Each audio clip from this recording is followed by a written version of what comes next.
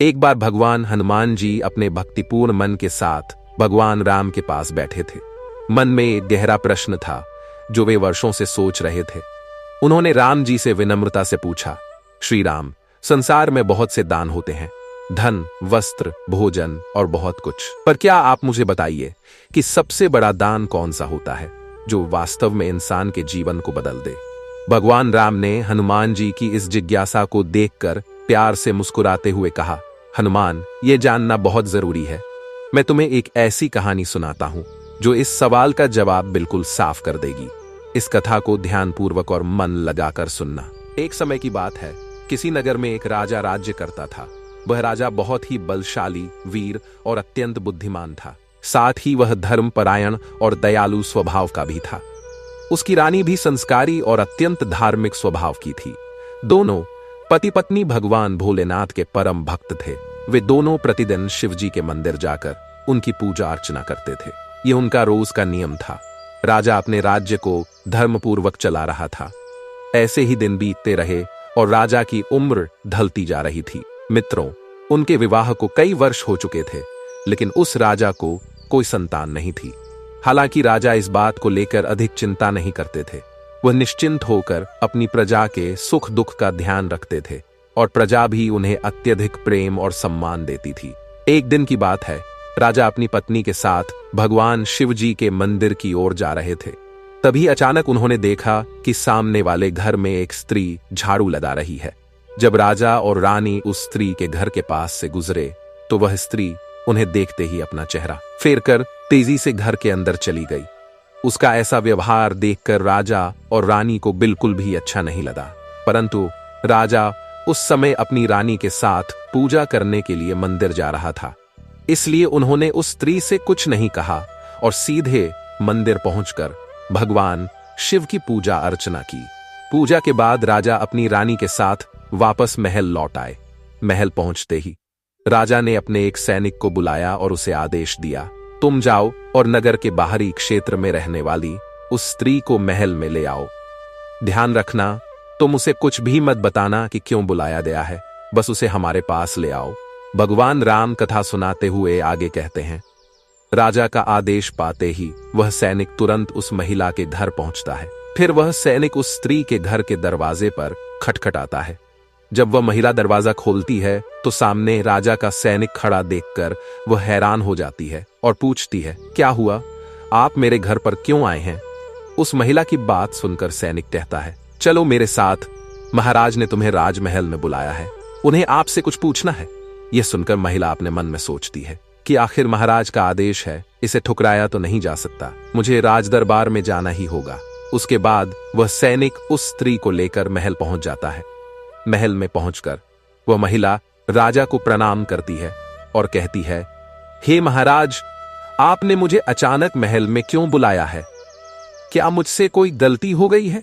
उसकी बात सुनकर राजा कहता है, तुम मुझे एक बात बताओ, आज सुबह जब मैं और मेरी पत्नी भगवान शिव के मंदिर जा रहे थे तो तुमने हमें देखकर अपना मुंह फेर लिया और दौड़ते हुए अपने घर चली गई। तुमने मुझे देखकर ऐसा दुर्व्यवहार क्यों किया? तब वह महिला निर्भीकता से राजा से कहती है, हे महाराज, आप भले ही मुझे मृत्युदंड दे दें, परंतु मैं सच्चाई ही कहूंगी। आपके महल में कई बड़े बड़े विद्वान पंडित हैं। अगर मैं गलत बात बोलूं तो आप उनसे पूछ सकते हैं। हमारे नगर में एक मान्यता है कि जो सुबह सुबह आपका चेहरा देख लेता है उसके पूरे दिन का भाग्य अशुभ हो जाता है, क्योंकि आप संतानहीन हैं। आपको अभी तक संतान प्राप्ति नहीं हुई है, इसी कारण मैंने आपका मुंह देखकर तुरंत चेहरा फेर लिया और अपने घर चली गई। उस महिला की बात सुनकर राजा आश्चर्य में पड़ जाता है। वह सोचने लगता है कि यह महिला बिल्कुल सत्य कह रही है। यदि किसी नगर के राजा को संतान नहीं हो तो यह प्रजा के लिए शुभ नहीं माना जाता। इसके बाद राजा उस महिला को घर जाने की अनुमति दे देता है। फिर राजा अपने मन में विचार करता है कि अब मुझे भगवान शिव के मंदिर जाकर संतान प्राप्ति के लिए यज्ञ करना चाहिए। ऐसा सोचकर वह अपने कक्ष में लौटकर रानी से कहता है, हे प्रिय, हमारे नगर के लोग हमारा चेहरा देखना भी पसंद नहीं करते, क्योंकि हमें अभी तक कोई संतान नहीं है। इसलिए हमें भगवान शिव के मंदिर जाकर संतान प्राप्ति का यज्ञ करना चाहिए। और भगवान भोलेनाथ से प्रार्थना करनी चाहिए कि वे हमें पुत्र प्रदान करें। राजा की बात सुनकर रानी भी सहमत हो जाती है। फिर राजा और रानी दोनों भगवान शिव के मंदिर पहुंचते हैं। भगवान शिव की पूजा करते हैं और संतान प्राप्ति के लिए यज्ञ का आयोजन करते हैं। भगवान श्री राम कथा सुनाते हुए आगे कहते हैं कि पुत्र प्राप्ति की इच्छा से एक बार राजा और रानी ने एक बड़ा यज्ञ कराया। उन्हें पूरी उम्मीद थी कि इस यज्ञ के बाद उन्हें संतान की प्राप्ति होगी, लेकिन यज्ञ पूर्ण होने के बाद भी कुछ नहीं हुआ। संतान नहीं मिलने से राजा बहुत दुखी हो गया। यज्ञ करवाने वाले पंडित जी भी हैरान रह गए। उन्होंने मन ही मन सोचा, अब तक मैंने जितने भी यज्ञ कराए हैं वे सब सफल हुए हैं, लेकिन यह पहला यज्ञ है जो विफल हो गया है। शायद ईश्वर ने इस राजा के भाग्य में संतान का सुख लिखा ही नहीं है। तभी इतने प्रयासों के बावजूद भी कुछ नहीं हुआ। राजा बहुत प्रयास कर चुका था, लेकिन हर बार निराशा ही हाथ लगी। अब वह मन से टूट चुका था। दिन रात संतान की कमी का विचार उसे परेशान करता रहता। एक दिन जब वह अपने सिंहासन पर बैठा हुआ था, तभी उसे याद आया कि एक दूसरे नगर के वन में एक महान तपस्वी महात्मा जी रहते हैं, जिनकी ख्याति दूर दूर तक फैली है। राजा को लगा कि शायद उन महात्मा जी के पास ही इस समस्या का कोई हल हो। उसने निश्चय किया कि वह स्वयं रानी के साथ जाकर उनसे मिलेंगे और अपनी समस्या बताएंगे। राजा ने तुरंत रानी को साथ लिया और रथ में बैठकर उस वन की ओर प्रस्थान किया। कुछ समय बाद वे वन में पहुंचे। रथ से उतरकर राजा और रानी जंगल के रास्तों से होते हुए महात्मा जी के आश्रम की ओर बढ़ने लगे। रास्ता उबड़ खाबड़ था, लेकिन वे बिना रुके चलते रहे। अंत में जब वे महात्मा जी की कुटिया के पास पहुंचे तो देखा कि वे एक विशाल वृक्ष के नीचे ध्यान मग्न अवस्था में तपस्या कर रहे हैं। यह दृश्य देखकर राजा और रानी कुछ देर तक चुपचाप खड़े रहे, ताकि उनकी साधना में कोई विघ्न ना आए। वे हाथ जोड़कर श्रद्धापूर्वक खामोशी से वहीं खड़े रहे। कुछ समय बाद महात्मा जी ने अपनी आंखें खोली। उन्होंने देखा कि सामने राजा और रानी हाथ जोड़े खड़े हैं। वे राजा को पहले से जानते थे, इसलिए उन्हें तुरंत पहचान गए और मुस्कुराकर बोले, हे राजन, आप अचानक मेरे पास किस प्रयोजन से आए हैं? राजा ने झुककर उन्हें प्रणाम किया और अपने मन की व्यथा सुनाई। उन्होंने बताया कि उन्होंने पुत्र प्राप्ति के लिए यज्ञ किया, लेकिन कोई फल नहीं मिला। यह सब सुनकर महात्मा जी कुछ देर मौन हो गए। फिर उन्होंने आंखें बंद की और ध्यान मग्न होकर राजा के जीवन की गहराई में झांकने लगे। कुछ समय बाद उन्होंने आंखें खोलीं और गंभीर स्वर में बोले, हे राजन, मैंने आपके जीवन का एक सत्य देखा है जो आपके लिए दुखद हो सकता है। आपके पिछले जन्म के एक पाप का फल इस जन्म में आपको मिल रहा है। उस जन्म में आपने ऐसा घोर पाप किया था कि इस जन्म में आपके भाग्य में संतान का योग नहीं लिखा गया। यही कारण है कि आपके सारे प्रयास निष्फल हो रहे हैं। महात्मा जी की बात सुनकर राजा उनकी चरणों में गिर पड़ा और हाथ जोड़कर प्रार्थना करने लगा। हे महात्मा, कृपा करके ऐसा मत कहिए। आप ही हमारी समस्या का कोई समाधान बताइए। राजा की विनती देखकर महात्मा जी ने उन्हें सहारा दिया और कहा, हे राजन, इतनी अधीरता उचित नहीं है। मैं आपको उपाय बताता हूं जिससे आप पुत्र की प्राप्ति कर सकते हैं। यह कहकर महात्मा जी अपनी कुटिया के भीतर गए और वहां से एक कटोरी में खीर लेकर आए। उन्होंने वह खीर राजा को देते हुए कहा, हे राजन, महल जाकर आप और रानी स्नान आदि करके इस खीर को प्रसाद समझकर ग्रहण करें। ऐसा करने से आपको अवश्य ही संतान की प्राप्ति होगी। लेकिन एक बात ध्यान रखें, उस संतान की आयु केवल 20 वर्ष होगी। जब वह 20 वर्ष का होगा, उसी दिन उसकी मृत्यु हो जाएगी। यह सुनकर राजा गहरी सोच में पड़ गया, लेकिन फिर उसने मन ही मन सोचा, कम से कम 20 वर्षों तक तो संतान का सुख मिलेगा। यह भी बहुत है। इससे हमारी जीवन की संतानहीनता समाप्त होगी। उसने मन से यह बात स्वीकार कर ली और महात्मा जी से कहा, हे महात्मा, आपका आशीर्वाद हमें स्वीकार है। कृपया हमें यह अवसर दे। महात्मा जी ने मुस्कुराकर राजा को आशीर्वाद दिया। राजा और रानी ने उन्हें प्रणाम किया और फिर महल की ओर लौट चले। महल पहुंचकर राजा और रानी ने पहले स्नान किया और फिर श्रद्धापूर्वक भगवान भोलेनाथ का स्मरण करते हुए उस खीर को प्रसाद मानकर ग्रहण किया। कुछ ही समय में रानी गर्भवती हो गई। यह शुभ समाचार जब राजा को मिला तो वह आनंद से झूम उठा। वर्षों की तपस्या और साधना के बाद संतान प्राप्ति का यह सुख राजा के जीवन की सबसे बड़ी खुशी बन गई। वह अपने हृदय की कृतज्ञता प्रकट करने के लिए तुरंत महात्मा जी की कुटिया की ओर चल पड़ा। रथ में ढेर सारे फल फूल। महात्मा जी की कुटिया के समीप पहुंचकर राजा रथ से उतरा और नम्रता से उन्हें प्रणाम करते हुए सारी भेंट उनके चरणों में अर्पित कर दी। उसने हाथ जोड़कर कहा, हे महात्मा, आपकी कृपा से ही हमें यह संतान सुख प्राप्त हुआ है। महात्मा जी ने राजा की विनम्रता देखकर मुस्कुराते हुए भेंट स्वीकार की और कहा, राजन, यह केवल मेरी कृपा नहीं बल्कि तुम्हारी भक्ति और संकल्प का फल है। जाओ, तुम्हारा पुत्र धर्मनिष्ठ और बुद्धिमान होगा। आशीर्वाद पाकर राजा प्रसन्नता से अपने महल लौट आया। समय बीता और वह शुभ दिन भी आया जब रानी ने एक सुंदर पुत्र को जन्म दिया, सिद्धार्थ। वह बालक न केवल सुंदर था बल्कि अपने जन्म से ही शांत स्वभाव, धर्म में रुचि और शौर्य का प्रतीक बन गया। राजा का हृदय गर्व से भरने लगा। राजा उस पुत्र को देखकर अपने सारे दुख भूल जाता, लेकिन एक दिन उसे याद आया कि उसकी संतान की आयु केवल 20 वर्षों तक ही सीमित है। जब सिद्धार्थ 15 वर्ष का हुआ तब राजा का हृदय चिंता से भरने लगा। दिन रात वह अपने पुत्र के भविष्य को लेकर व्याकुल रहने लगा। इन्हीं दिनों एक दूसरे नगर में एक महापराक्रमी राजा राज्य करता था। उसकी एकमात्र पुत्री अपनी सुंदरता, दयालुता और धार्मिकता के लिए प्रसिद्ध थी। वह मानो स्वर्ग की अप्सरा हो, सौंदर्य, करुणा और संस्कारों की प्रतिमूर्ति। जब राजा को उस कन्या के गुणों की जानकारी मिली तो उसने मन में निश्चय किया कि सिद्धार्थ का विवाह उसी कन्या से होना चाहिए। वह कन्या न केवल रूपवती थी बल्कि धर्म और दान की परंपरा को निभाने वाली थी। ठीक उसी बहू की कल्पना जैसी राजा करता आया था। राजा ने अपने संदेशवाहक को भेजा और उस कन्या के पिता को विवाह प्रस्ताव भिजवाया।